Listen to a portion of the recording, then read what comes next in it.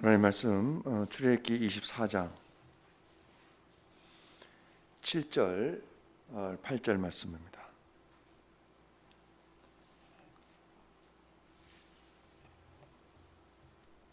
우리 한 목소리로 함께 출애굽기 24장 7절 8절 말씀 한 목소리로 함께 봉독합니다. 언약서를 가져다가 백성에게 낭독하여 듣게 하니 그들이 이르되 여호와의 모든 말씀을 우리가 준행하리이다. 모세가 그 피를 가지고 백성에게 뿌리며 이르되 이는 여호와께서 이 모든 말씀에 대하여 너희와 세우신 언약의 피니라. 아멘.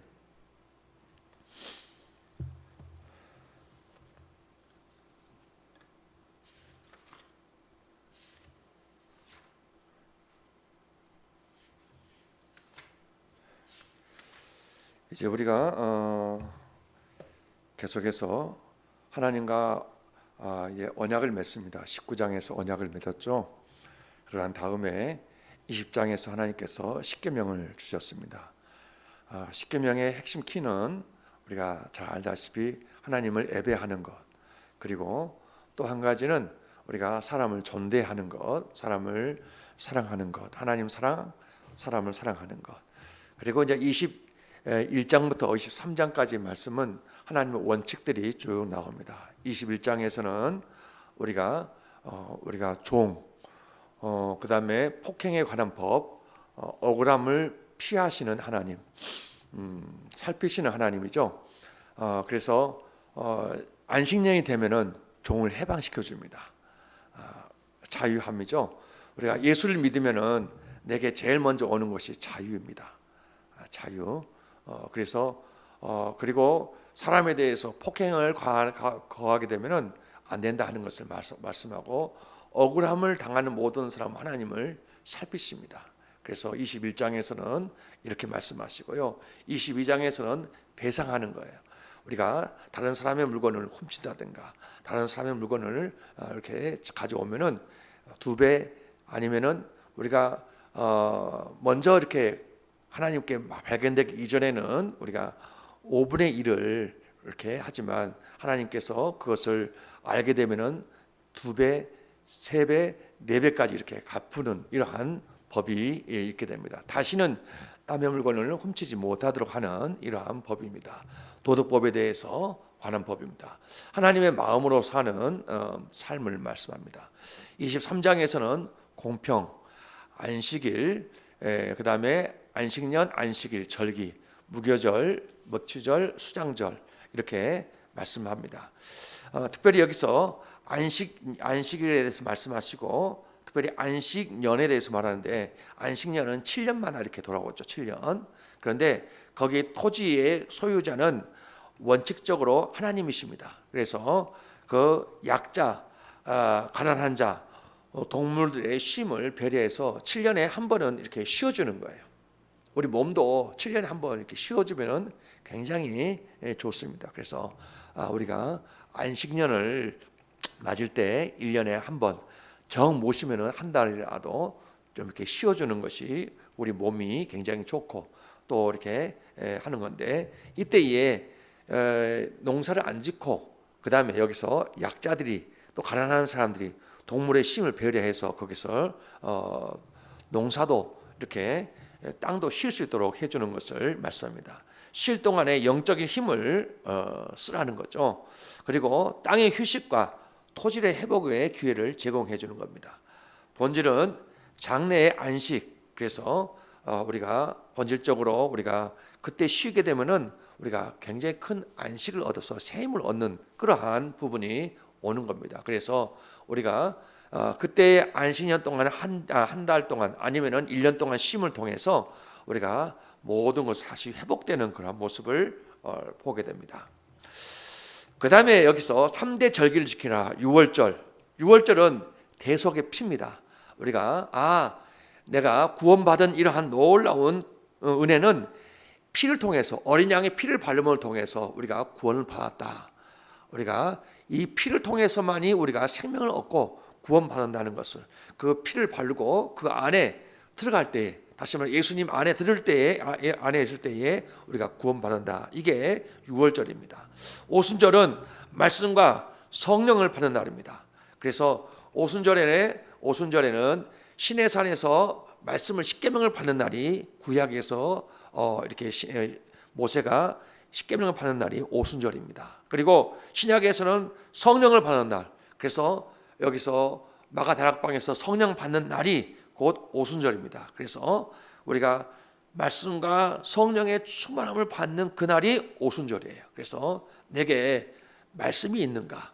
그런가 하면은 성령의 충만함이 있는가? 이걸 가지고 뭐 하냐면은 하나님과 교통하게 되고 사람을 섬기게 되고, 그런가 하면은 내가 이 사람을 용서할 수 없는데 난 당신은 유대인이기 때문에, 당신 이방인이기 때문에 당신과 연합할 수 없다 했는데, 내가 말씀을 충만히 받고 또 성령을 충만히 받게 되면은 그 사람과 함께 교통하고 그 사람과 함께 이렇게 관계가 회복되는 그러한 모습을 보게 됩니다. 그래서 내게 말씀의 충만함을 주세요. 그런가 하면은 성령의 충만함을 주세요. 이게 오순절이에요. 그래서 말씀을 충만히 받고 그 다음에 성령의 충만을 받게 되면은 이제 열매가 맺혀지는 그런 모습을 우리가 보게 됩니다. 그런가 하면은 이제 여기 수장절 나오죠. 수장절은 뭐냐면은 장막절이라고 그러는데, 여기서 우리가 이 광야 생활하는 모든 것을 함께 자녀, 노비, 레위, 객, 고아, 과부 모든 사람 다 모아놓고 7일 동안 여기서 즐거워하면서 장막 생활을 합니다. 장막 생활은 곧 교회 생활이에요. 교회 생활을 하는 건데, 내가 어떻게 구원받았고 내가 광야를 어떻게 거쳐나갔고 하면서, 여기 출애굽기를 말하면은 여기서 애굽에서 이 문설주에 피를 발라가지고 구원받은 과정, 그러니까 홍해를 건넌 모든 모습 세례받고, 그런가 하면은 여기 5대 광야를 거친 모든 모습, 그런가 하면은 거기서 불기둥과 구름기둥으로 하나님 인도하시고 만나를 먹이시는 모든 모습, 이런 모든 모습을 사랑하는 자녀들에게 다 가르쳐주는 거예요. 다시 말하면 내가 어떻게 구원받았고 내가 어떻게 여기까지 왔는가 하는 것, 고난과 어려움 가운데서 내가 지금까지 온 모든 것들을 내 사랑하는 자녀들에게, 내 사랑하는 모든 객들에게, 내 사랑하는 모든 교우들에게 함께 나누는 이 시간, 이게 교회 생활이에요. 그러니까 내가 구원받은 이 확신이 있고 내가 세례받은 모든 모습, 그런가 하면은 하루하루 살아가는 삶 속에서 내가 주님을 만나가지고 은혜 받은 모든 모습을 함께 나누는 이러한 시간, 그래서 신앙의 대물림을 해주는 이러한 시간이 곧 장막절이에요. 그래서 내가 구원받아가지고 내가 하나님의 놀라운 은혜 가운데서 이렇게 지금 살고 있다 하는 것을 이렇게 알려주는 이러한 시간이 곧 장막절이고, 이 시간이 곧 7일 동안 계속해서 이어지는 거죠. 그래서 무교절도 7일 동안, 여기서 수장절도 7일 동안 이어지는 그런 모습을 우리에게 말씀하고 있습니다. 그래서 3대 절기를 지키는 거죠. 그래서 안식일과 그 다음에 이 절기를 지키는 거. 안식일은 항상 매 7일 동안 지키는데, 안식일은 뭐냐면은 은혜를 받은 거예요. 그러니까 하나님 은혜란 뭐냐면은 창세기 1장에서 첫째 날부터 시작해가지고 마지막 6일 동안 계속해서 창조하신 모든 것, 이거는 하나님께서 하신 것입니다. 하나님께서 하신 것입니다 하면서 모든 것, 이거 하나님의 은혜입니다.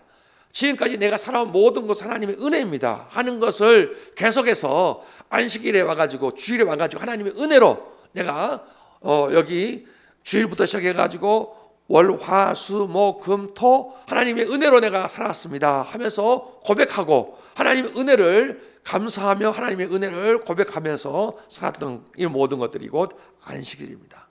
그래서 그 절기를 계속해서 또 이렇게 지키면은 이게 1년이 되는 거죠.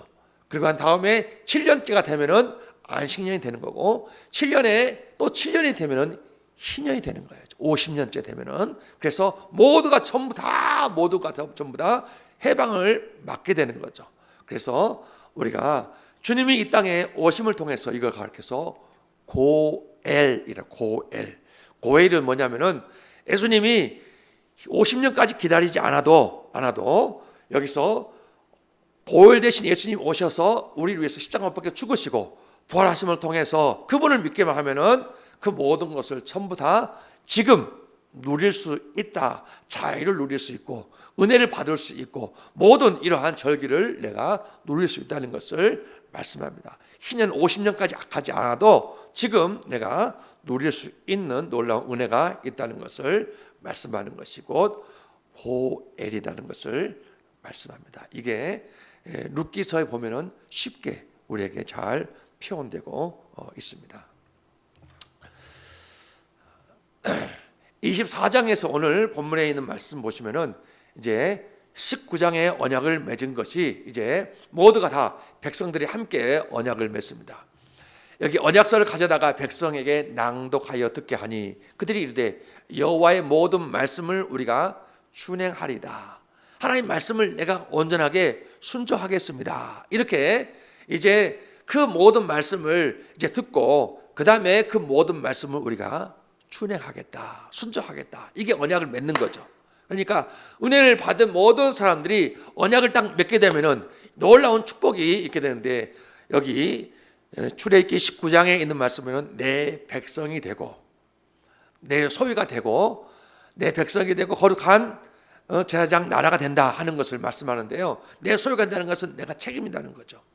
책임진다. 너의 인생을, 너의 가정을, 너의 사업을, 너의 직장을 내가 책임져 주겠다 하는 거죠. 또 한 가지는 제사장 나라가 되겠다 하는 것은 너는 세계 모든 민족에게 선한 영향력을 끼칠 수 있는 자가 될 것이다 하는 거죠. 거룩한 백성이 된다는 것은 여기 모든 말씀을 우리가 준행하리라. 그럴 때 준행할 수 있는 힘이 우리가 없어요. 그런데 준행할 수 있는 힘을 내가 너에게 줄 것이다 하는 그 말이에요. 그래서 하나님 말씀에 내가 하나님 말씀대로 살 수 있는 그 힘을 성령께서 주셔서 그 모든 말씀이 옛날에는 너무 힘들고 너무 어려워서 그 말씀을 준행할 수 없는데 그 말씀을 행할 수 있는 거룩한 백성으로 살 수 있도록 내가 너를 도우리라 하는 말씀이죠.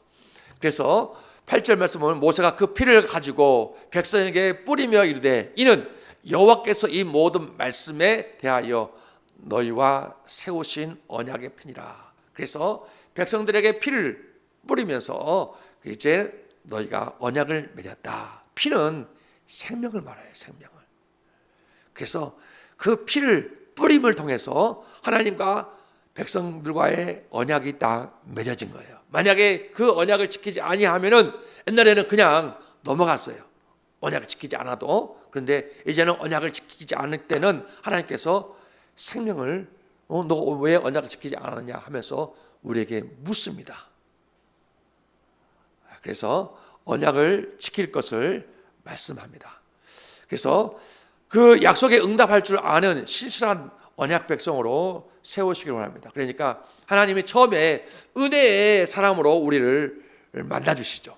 그래서 우리가 믿음으로 응답하게 되면은 더 이렇게 계속해서 광야를 통해서 우리를 쭉 해가지고 다시 언약 백성으로 하는데 피 언약을 맺고 하나님께서 모세를 시내산에서 부르셔서 우리에게 온전하게 이렇게 언약을 맺도록 해 주십니다. 그래서 이제 시내산에서 계시를 받습니다. 계시라는 것은 감소했던 모든 것들을 열어주죠. 이렇게. 그래서 우리가 그 하나님의 놀라운 부분들을 이제 열어줌을 통해서 이 율법을 수여하죠. 하나님 말씀을 그들에게 주죠. 인간이 살아야 할 기준, 정죄, 심판, 은혜를 기다리죠. 그러면서 우리가 성막을 건설하라고 말합니다. 그래서 인간이 살아날 수 있는 놀라운 방법은 대속, 예수 피를 통해서 우리가 구원받을 수 있는 것이다.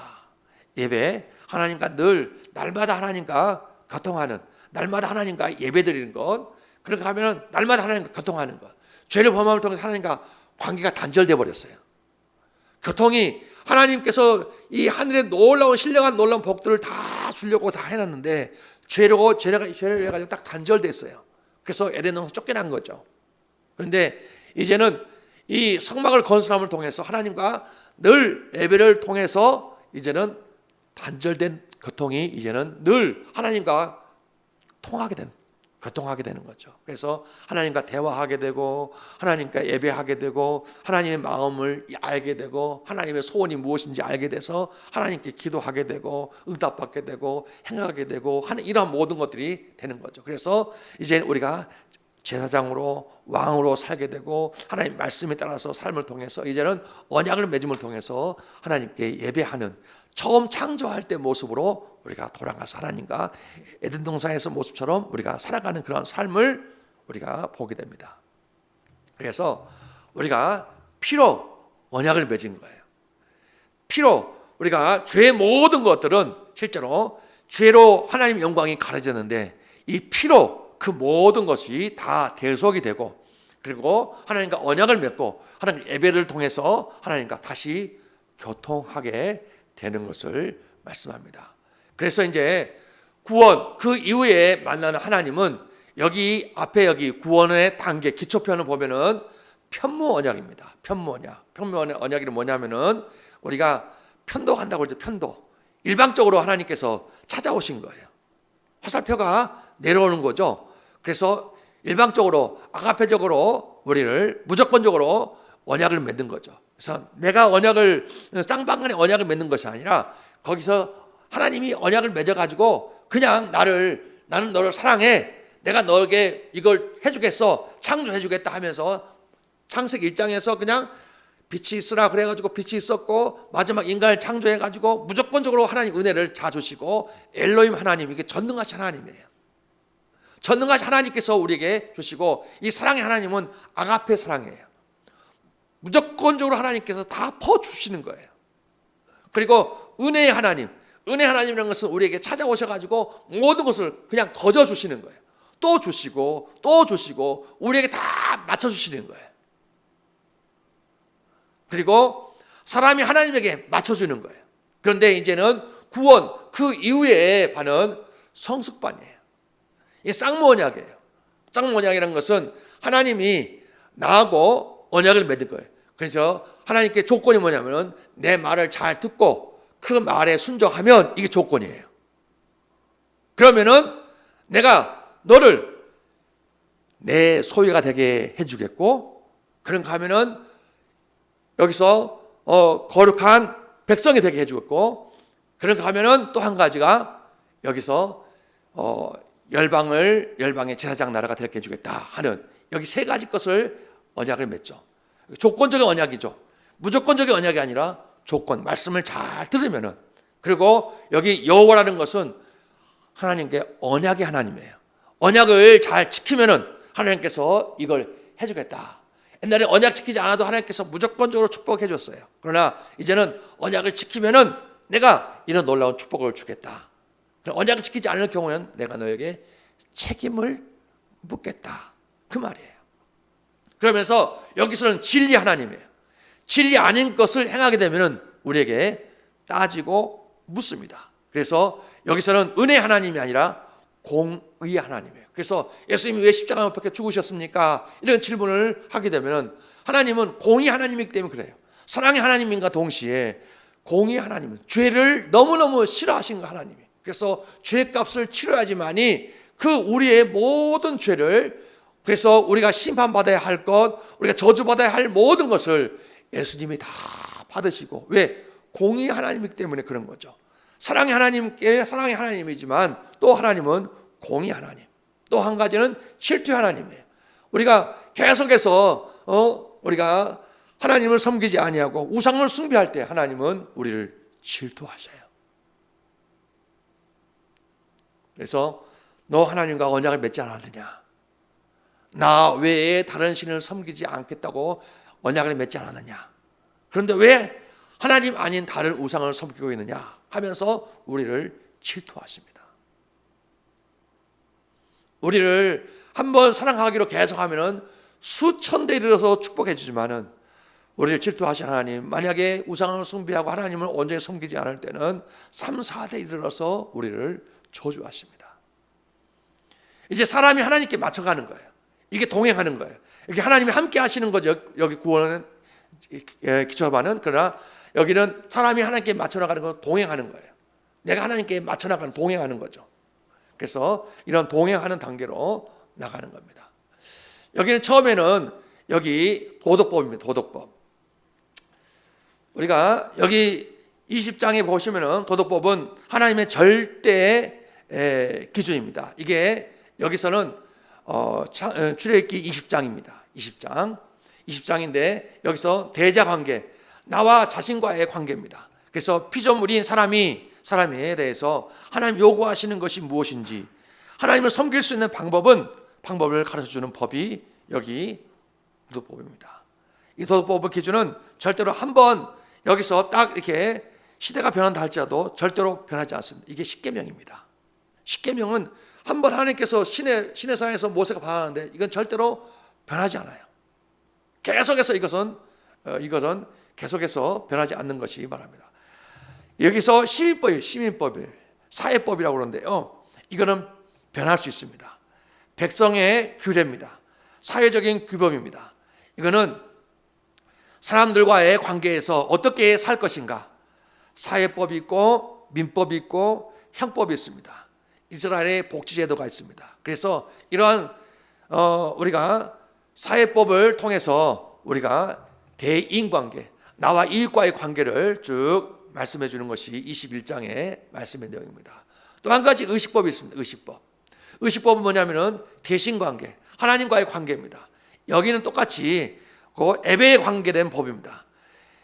의식법은 5대 제사가 있고, 그 다음에 또 한 가지는 7대 절기가 있습니다.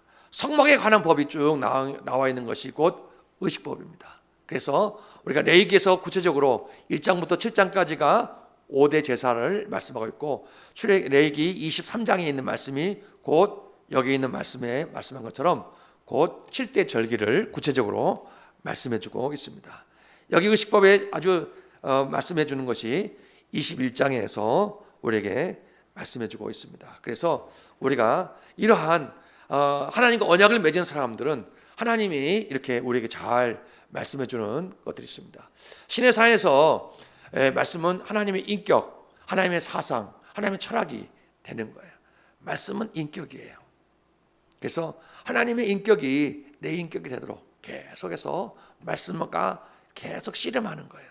하나님의 말씀이 내 말씀, 그러니까 하나님을 사랑한다, 이웃을 존대한다. 그래서 말씀으로 인격 속에 찾아오신 주님, 우리 안에 거하시는 거예요.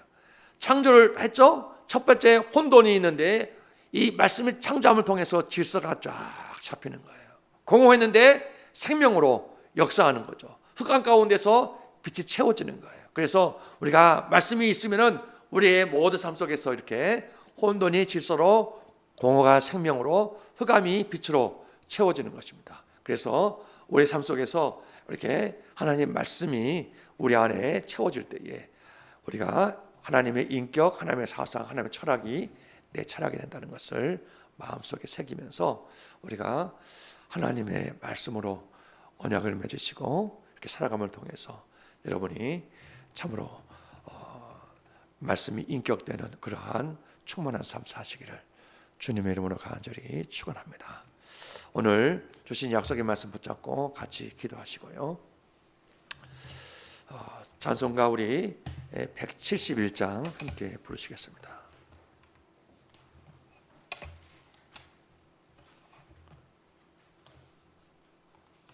1절만 같이 부릅니다.